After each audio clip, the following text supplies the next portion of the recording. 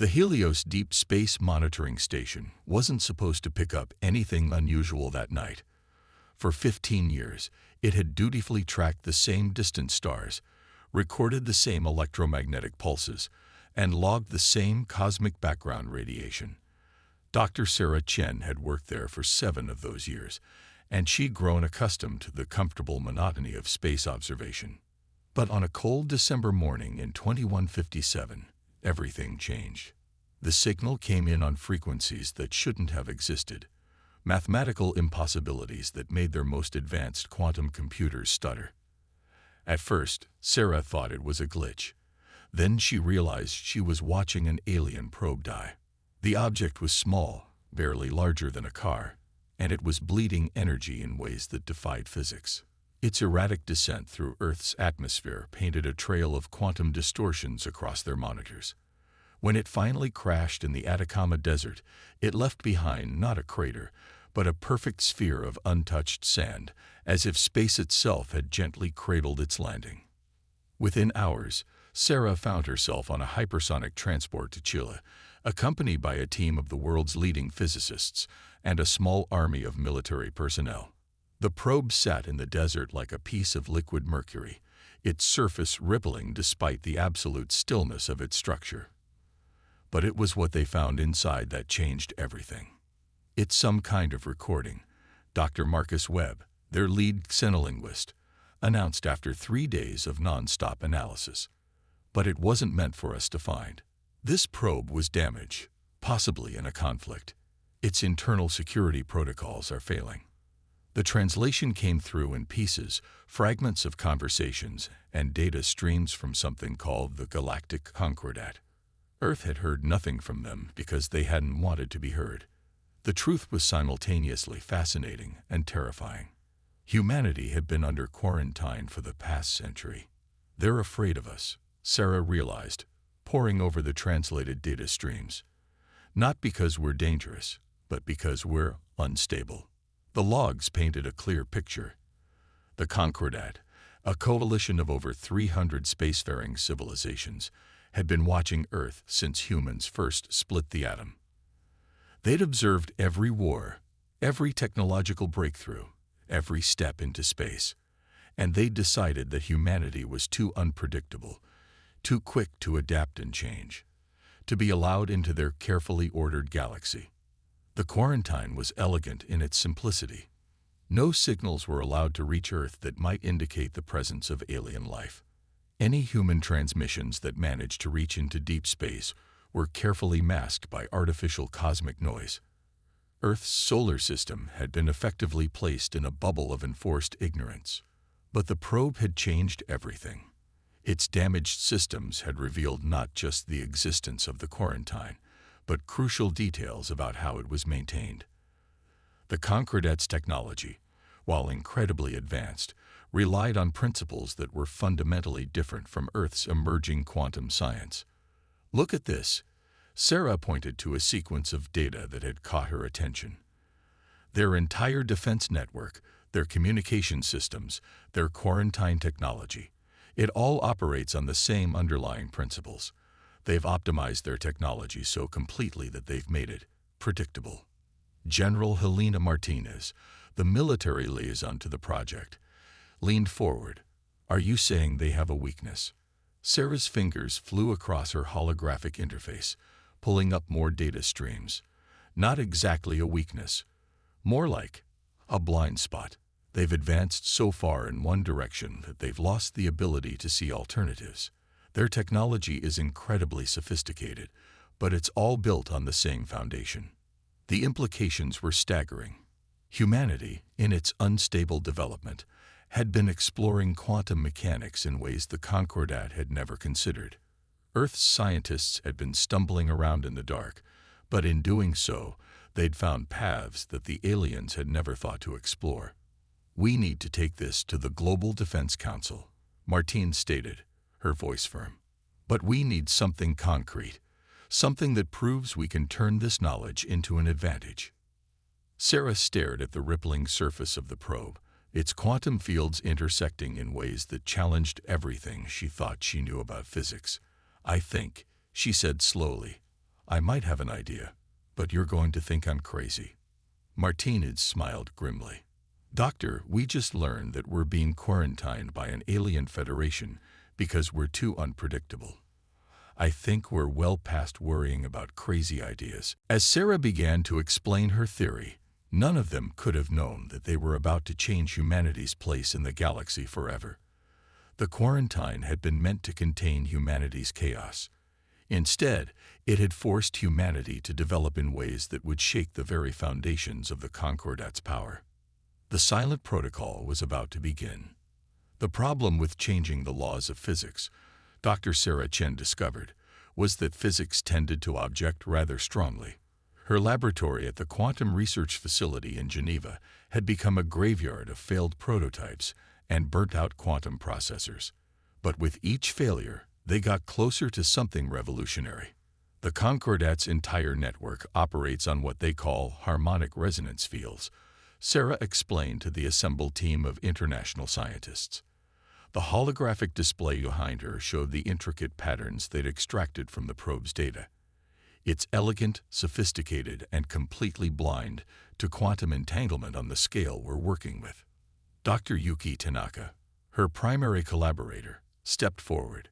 Think of it like sound waves, he said, bringing up a new simulation. The aliens are listening to a symphony orchestra, but they've completely forgotten that ultrasound exists. They can't hear it, can't detect it, and most importantly, can't defend against it. The breakthrough came 3 months after the probe's discovery. Sarah had been working late, running yet another simulation of their quantum communication system, when she noticed something odd. The quantum states weren't failing. They were doing something entirely new. Get everyone in here, she shouted into her comm unit, her hands shaking as she stared at the readings. Now. Within an hour, the lab was packed with bleary-eyed scientists and military observers.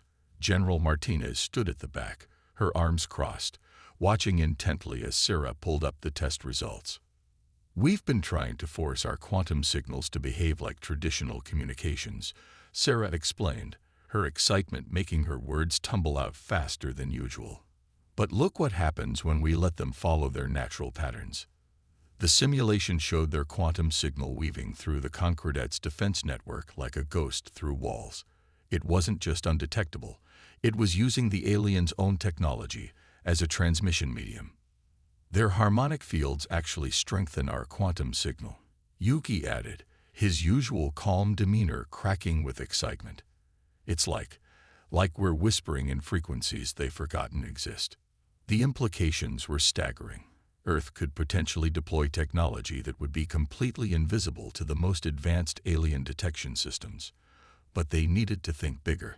A communication system isn't enough, General Martinez interjected. The Concordat needs to understand that quarantining Earth was a mistake. We need to show them that humanity deserves a place at the table. Sarah and Yuki shared a look. We might have an idea about that, Sarah said slowly. But it's going to sound impossible. She brought up a new simulation, showing something that looked like a cross between a spacecraft and a quantum computer.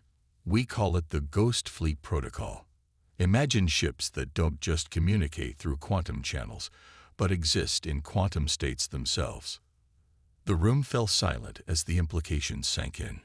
Ships that could shift between quantum states would be effectively invisible until they chose to reveal themselves. They could pass through the most sophisticated alien defenses as if they weren't there. The technology is theoretical, Yuki cautioned. We'd need to miniaturize our quantum systems to an unprecedented degree. Each ship would need to be smaller than a human cell. But in sufficient numbers, Sarah continued, they could interface with and temporarily disable any system based on the Concordat's harmonic technology. No weapons, no destruction. Just a demonstration that their quarantine isn't as secure as they think. General Martinez stepped forward, studying the simulation with intense focus. How long? 6 months to build a prototype, Sarah answered. Maybe a year to build enough for a full demonstration fleet. You have 4 months, Martinez replied. The Concordat is holding their centennial assembly then. Every major species will be there to discuss the future of galactic civilization. She smiled grimly, including their continued policy of quarantining Earth. The room erupted in objections about impossible deadlines and technical limitations, but Sarah remained quiet, her mind already racing through the calculations. 4 months to change the course of human history. 4 months to prove that humanity's unstable nature was exactly what the galaxy needed. "We'll do it," she said finally, silencing the room. "But we'll need every quantum physicist on Earth, unlimited resources, and complete secrecy."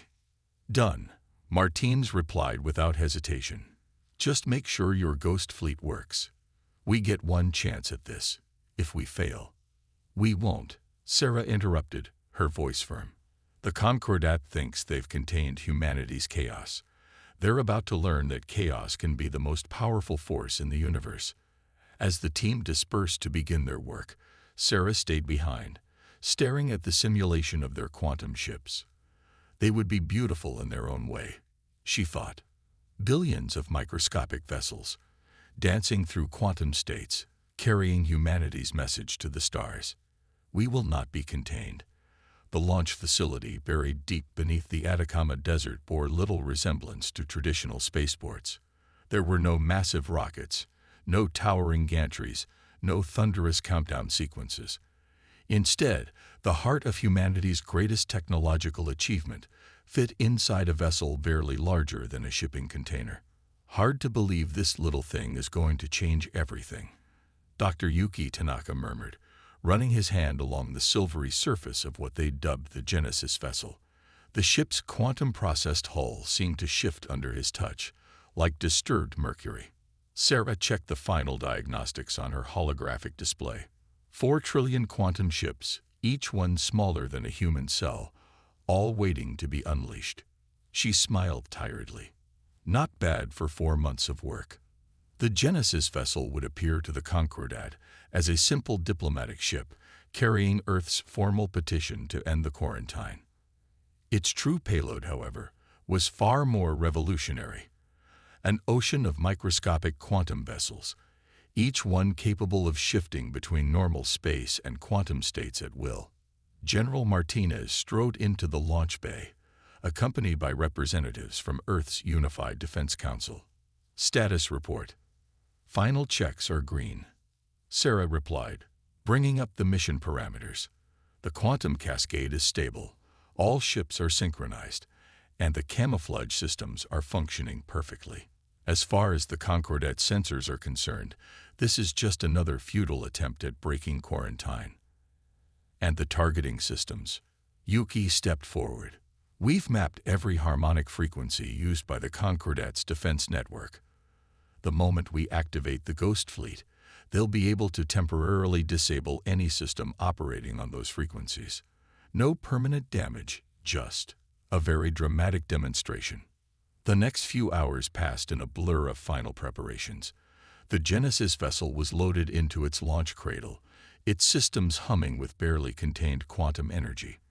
The ship itself was a masterpiece of deception, its outer hull designed to look primitive by Concordat standards, while its interior contained technology that would redefine their understanding of physics. "You should be on the ship," Martinez said to Sarah as the launch countdown began. "You designed the system, you should see it through." Sarah shook her head. "Yuki understands the quantum mechanics as well as I do. Besides," she smiled grimly, "someone needs to coordinate the fleet from here if things go wrong." The launch itself was anticlimactic. No roaring engines, no pillar of flame, just a silent ripple in the air as the Genesis vessel engaged its quantum drive and slipped into orbit. To any watching aliens, it would appear to be using conventional propulsion systems, carefully maintaining the illusion of Earth's technological limitations. "Genesis vessel has cleared Earth's atmosphere." Yuki's voice came through the quantum comm, completely immune to the Concordat's communication barriers. "No reaction from the quarantine satellites. They see exactly what we want them to see." The next 3 weeks were a masterclass in patience and precision. The Genesis vessel made its way toward the Concordat's assembly point, maintaining its disguise as a simple diplomatic mission. Inside, trillions of quantum ships waited in perfect hibernation, their very existence hidden between the folds of reality. "We're picking up increased chatter from Concordat vessels," Sarah reported, monitoring the quantum feeds. "They're amused by our primitive attempt at contact. Some of them are actually placing bets on how quickly our ship will be turned away." Martinez's expression remained stern. "Let them laugh. How long until we reach the assembly point?" 18 hours, Yuki's voice replied. "The Concordat's capital station is already visible. It's impressive." Sarah pulled up the quantum imaging feed. Impressive was an understatement. The Concordat's central station was a marvel of engineering. A structure the size of a small moon, its surface covered in sweeping spires and ethereal energy fields. Thousands of ships from hundreds of civilizations surrounded it, all gathered for the centennial assembly. "They've detected us," Yuki reported, receiving the standard quarantine warning. "They're actually being quite polite about it. They're suggesting we turn back now to avoid any unfortunate incidents." Martinez leaned forward. "Send the prepared response. Request permission to present Earth's petition to the full assembly." The next hour was tense as they waited for a response. Finally, it came, dripping with condescension, but granting permission for Earth's representative to address the assembly. They had expected this. The Concordat's laws required them to at least hear petitions, even from quarantined worlds. "They're directing us to a docking bay," Yuki reported. "Everything's proceeding exactly as we predicted. They've scanned the ship twice now, finding exactly what we wanted them to find." Sarah took a deep breath, her fingers hovering over the quantum control interface.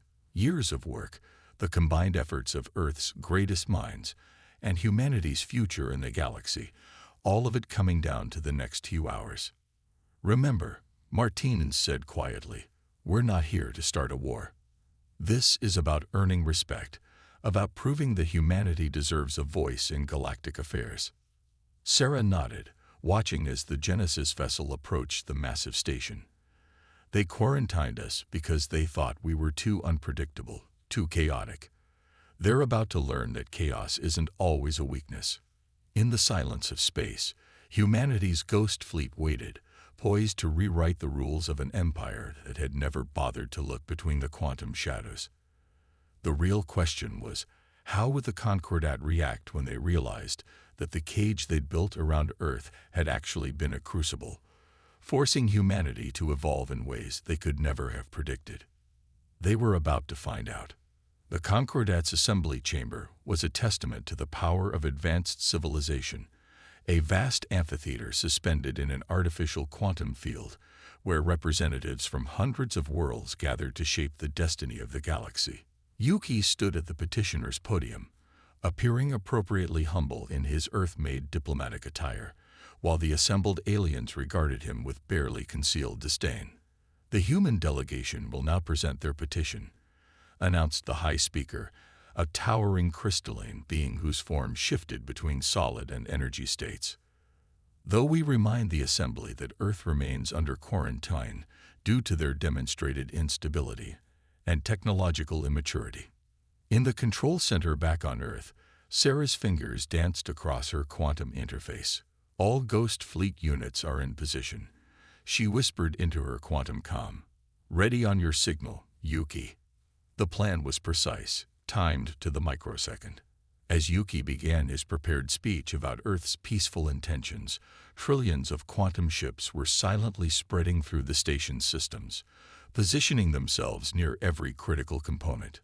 "Honored representatives of the Concordat," Yuki began, his voice steady despite the weight of the moment. "For a century, you have watched our world from afar, judging us unworthy of joining galactic society. You saw our conflicts, our struggles, our rapid technological advancement, and you called it instability." Murmurs rippled through the assembly. Some representatives shifted uncomfortably, while others maintained their air of superiority. "You created a quarantine to contain us, to protect the galaxy from our chaos." Yuki paused, allowing his words to settle. But in doing so, you forced us to evolve in ways you never imagined. The High Speaker's crystalline form flickered with what might have been amusement. Are you suggesting that your primitive technology has somehow benefited from isolation? Your very presence here, in a ship barely capable of interstellar travel, proves our wisdom in maintaining the quarantine. Sarah's voice came through the quantum comm, tight with anticipation. Ghost Fleet is fully synchronized. Ready on your mark. Yuki allowed himself a small smile.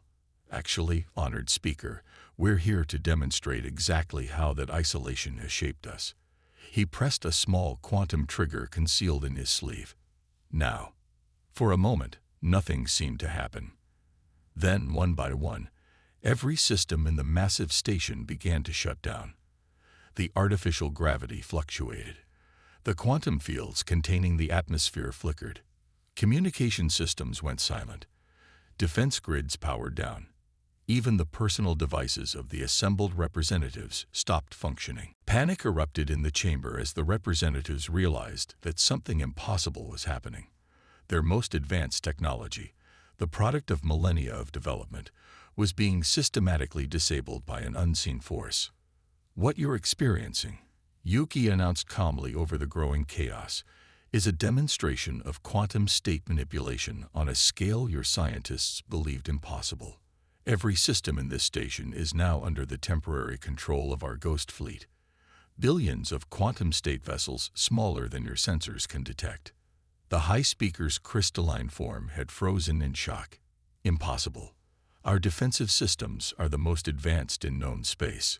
No technology could penetrate them undetected. That was true. Sarah's voice came through the station's communication system, hijacked by the Ghost Fleet, until you forced us to think beyond conventional limits. Your quarantine didn't contain us. It forced us to explore paths you had abandoned. On the massive display screens around the chamber, microscopic images appeared, showing the Ghost Fleet ships for the first time. Trillions of tiny vessels, each one a marvel of quantum engineering, integrated seamlessly with the station's systems. We could disable this station permanently, Yuki continued. We could extend this demonstration to every Concordat facility in the galaxy. But that's not why we're here. He gestured, and systems began coming back online, one by one. We're here to show you that humanity deserves a place at this table. The chamber had fallen into stunned silence. Representatives who had moments ago looked down on humanity with contempt now stared at Yuki with a mixture of fear and bewildered respect. Your quarantine taught us something valuable, Yuki said into the silence. It taught us that true advancement doesn't come from following established paths. It comes from being forced to find new ways forward. You saw our unpredictability as a weakness. We transformed it into our greatest strength. The High Speaker's form had stabilized, its crystalline structure now oriented toward Yuki with undivided attention. You realize, it said slowly, that this demonstration will change everything. The power balance of the entire galaxy will adapt, Yuki finished, just as we did. The question is, will the Concordat adapt with it, or will you continue to fear what you don't understand? As systems continued to come back online, the assembled representatives began urgent discussions in their native languages. The message was clear. Humanity could no longer be ignored or contained. The question now was what role they would play in shaping the galaxy's future. Ghost Fleet standing by. Sarah's voice came through Yuki's private comm. Should we prepare for hostile response? No, Yuki replied softly, watching the chaos of discussion unfold around him. I think they're beginning to understand. Sometimes the most powerful statement isn't in what you could do, but in what you choose not to do. The Day of Silence, as it would come to be known throughout the galaxy, marked the end of Earth's quarantine. But more importantly, it marked the beginning of a new era, one where humanity's chaos would help reshape the very foundations of galactic society. 3 months after the Day of Silence, the landscape of galactic politics had shifted dramatically. The Concordat's central chamber, once a symbol of established power, now hosted a new kind of meeting, one where Earth's representatives sat as equals among the galaxy's most advanced civilizations. Sarah stood at the observation window of the newly established Earth Embassy on the Concordat station, watching the steady stream of alien vessels arriving for diplomatic consultations. Each one carried scientists, engineers, or diplomats eager to understand the quantum technology that had changed everything. "They're still trying to reverse engineer the Ghost Fleet," Yuki mentioned, joining her at the window. "No success so far. Turns out thinking outside traditional physics is harder than they expected." "That's because they're still trying to fit it into their existing framework," Sarah replied, smiling slightly. "They haven't realized that sometimes you have to unlearn what you know to discover something new." The door chimed, announcing the arrival of General Martinez and an unexpected guest, the high speaker itself, its crystalline form now displaying patterns that humans had learned to recognize as genuine respect. "Dr. Chen, Dr. Tanaka," the high speaker's translated voice filled the room.